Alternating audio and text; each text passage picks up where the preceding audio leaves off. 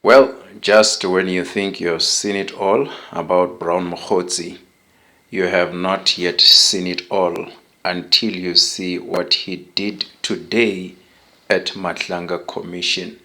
This guy, not only is he a clown, but you gotta see what he did. All answers. He says, I do not want to incriminate myself. See for yourself. I think it's very much important that I put this into record regarding the whole process as how it unfolded. It should be recorded again, Chair. I have noticed the proceedings, including when my counsel speaks, she got interrupted more than 10 times. The counsel here was allowed to speak. When my counsel tried to read one case law into record, it was that, no, we know it. The other counsel had an opportunity to speak uninterrupted for so long. Secondly, Chair, when I came here before, I came voluntarily, and as it was also put in my affidavit, the information that I said will need to be corroborated and be converted into evidence that is required or needed here. I've given that all. I was declared a liar. I kept on saying I had to do the affidavit so that we could process the 252A. I was declared a liar again. And now today, again, I've made an application for the recusal of the chief evidence leader, which it was fair, it was done properly. It is within the discretion of the commission to arrive at a certain conclusion. By so saying, Chair, I want to say I'm very much unhappy with the proceedings.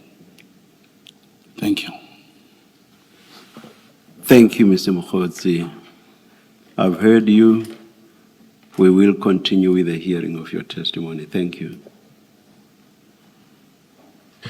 Mr. Mogotsi, since you last testified, both General Sabia and the person you say was your co-handler have testified. And I just want to clarify certain discrepancies between what you told us and what they told us. General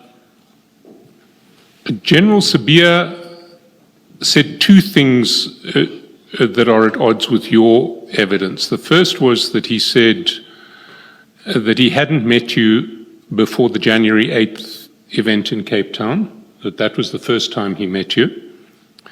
And the second is that at no stage when he met you did he ever discuss any official policing business or operational, investigative, or intelligence matters. So I just want your response to each of those. Yeah, was General Sabia correct to say that the first time he met you was at the 8th January event? Yeah, to all the answers, I'm not going to incriminate myself going forward, Chair.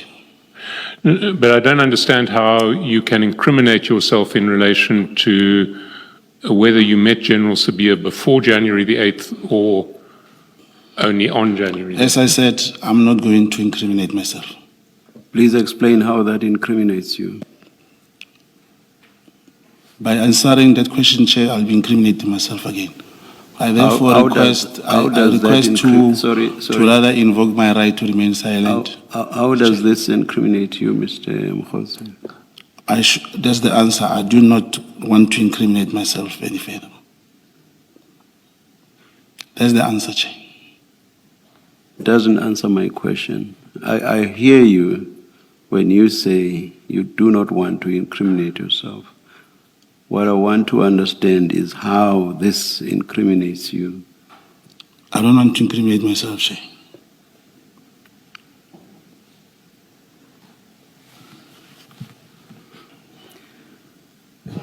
It is open to a witness to adopt that stance, but it does not mean that that necessarily makes sense in all instances. I should just draw it to your attention that the section, I think it's section 6 of the Commissions Act, and there's also, is it Regulation 8? 1, if I'm not mistaken. But there's also provision in the regulations.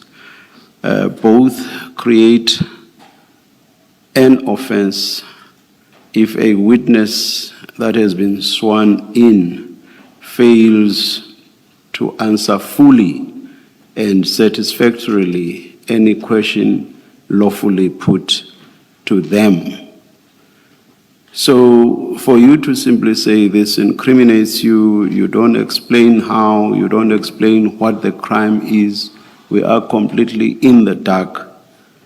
It may well be that we may have to consider this.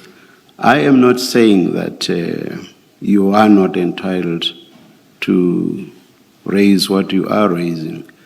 It may well be that there is a basis for substantiating it and for exculpating yourself from the possible applicability of Section 6 and the relevant regulation. But I think it only fair that I should draw your attention to the provisions of these statutory prescripts. So are you still insisting that that's the That's my attitude you are posture, Chair. adopting? That's my posture. I've gone through those rules, and as a layman, I may not have full comprehension as to how they work. Perhaps my legal team will talk to that, but I'm not going to incriminate myself. Yes, Mr. Shaswasan? Chair, I think it is possibly appropriate for Mr. Mogotsi to take some legal advice on this, because certainly the attitude of the evidence leaders is that, subject to any plausible reason for a fear of self-incrimination, the evidence leaders would want a refusal to answer questions to be followed by a referral for prosecution under the relevant provisions of the Act. And while I can understand that there are certain questions that I want to ask today that might legitimately elicit an assertion of privilege against self-incrimination, I certainly hadn't imagined that this one would. And there are going to be a lot of questions that are going to give rise to this issue. So I think Mr. Mogotsi needs to understand what his legal position is, and I don't want him to be put into a position where he ends up being prosecuted for refusing to answer questions, believing that he has a right to do so when he doesn't. Chair, I'm not refusing to answer questions. Mr. Mogotsi, I will invite you and I want to hear you. All right. Ms. Mohumane, Chair. do you want to take the opportunity to talk to your client?